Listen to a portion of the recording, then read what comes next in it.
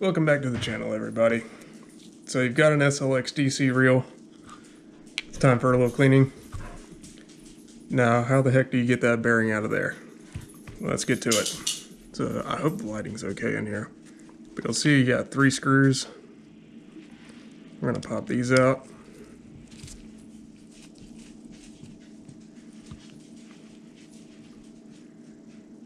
And this whole assembly is gonna lift out.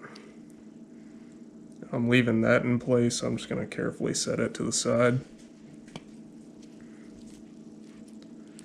Just so I don't lose these screws. Take them out and put them to the side. So now you've got your brake assembly here. Oh, there's a little gasket thing that came off. It's alright. And I don't normally wear gloves either doing this, but none of y'all want to see my torn up fingers. So there's this little metal plate, this little retainer. Get you a flat head or something, and you're going to push that through.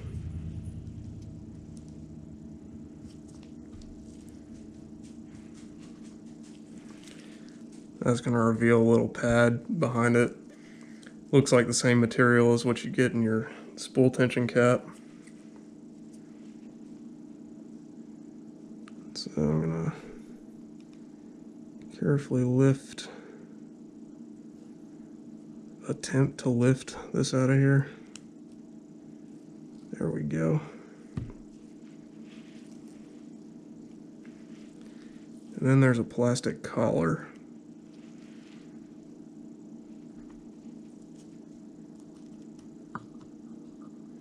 That's going to come out as well. Actually, it's rubber. This is the first time I've had this one apart this far. So you'll see it's kind of got keyways cut in it. The tabs are going to be facing up, oriented like this. And now you've got your bearing exposed and you can pop it out from the other side. And there it is. Now that'll go in with the other one. I use mineral spirits because that's what I have on hand. And I'll let these soak a little bit, swish them around, and get all that old gunk out of there, and throw some hedgehog alchemy oil in them, and they will be good as new. Alright, just for the sake of covering my bases here, I was going to cut it off just at popping this bearing out. We'll go through cleaning too. So after giving it a little soak and swish in the mineral spirits, get all the mess out of there, I take a Q-tip, strip a little bit of the cotton off. Then you can just pop it on the end there. That way it's not flopping around and that inner race will stay stationary. Give it a few spins. That kind of helps dry it out. I'll do the same thing with the other one. Just pop it on there, give it a little spin. And then I'll set them aside and let them completely dry. And for reassembly, obviously just reverse everything. I'm gonna let those dry a little bit before I pop them back in. Alright, so you're done with your bearings. Most of the time, I will just set them aside and get on with the rest of my cleaning. Hit the main gear and whatnot, wipe all this stuff down, and if you're watching this, y'all likely know the drill. But as far as the bearings and the spool bearings themselves go, for cleaning solution, by far the most common that I hear is naphtha or acetone. Mineral spirits, simple green. Yeah, I've even used isopropyl in a pinch. That'll all do the trick. As long as it's some sort of solvent that'll get rid of the oil and grease, I think you should be fine. Now, on top of the Q-tip, if you have a little compressed air, that'll speed up the process of drying them, but just setting them aside and letting them air dry will do just as well. So now that this is dry and ready to put back in, I forgot to mention earlier, there's a little washer on the back side. Don't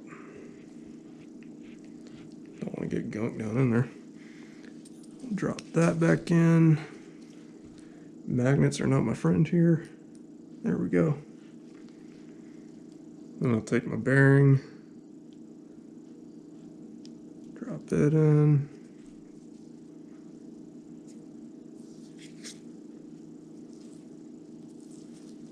And I'll go ahead and put a drop of oil in there. Get off the tip of there. There we go.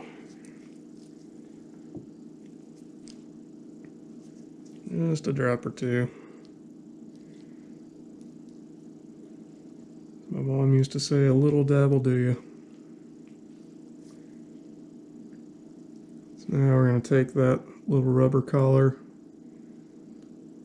paying attention to the orientation, drop that in there.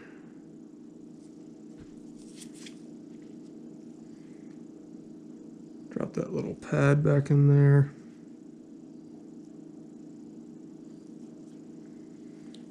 And as far as this little plastic gasket deal goes, you'll see there's a couple of keyways cut here.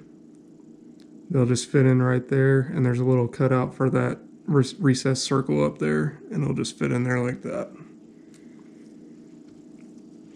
Now with those components back in place, you can take your little bar,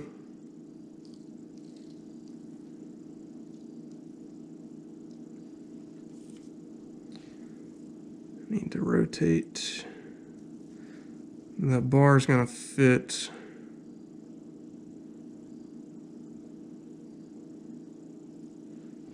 I doubt you can see this, but it's going to slide through that rubber collar.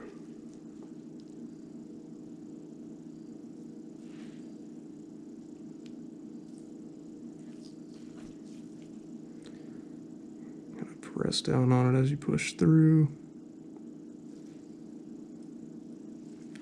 There we go. Yeah, making sure not to turn my brake dial.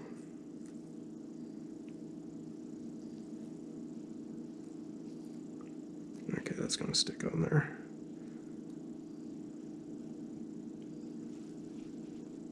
Seat that back in place. The large, more coarse screw is going to go up here at the brake dial. Oh my gosh, I've had too much caffeine today. And then these little deals will go on these back two holes. Get your little Phillips head for that. My fingers are probably blocking all that, but it's the best I can do. I'd rather not struggle with tiny screws. I'm sure y'all get the gist. We'll tighten that up.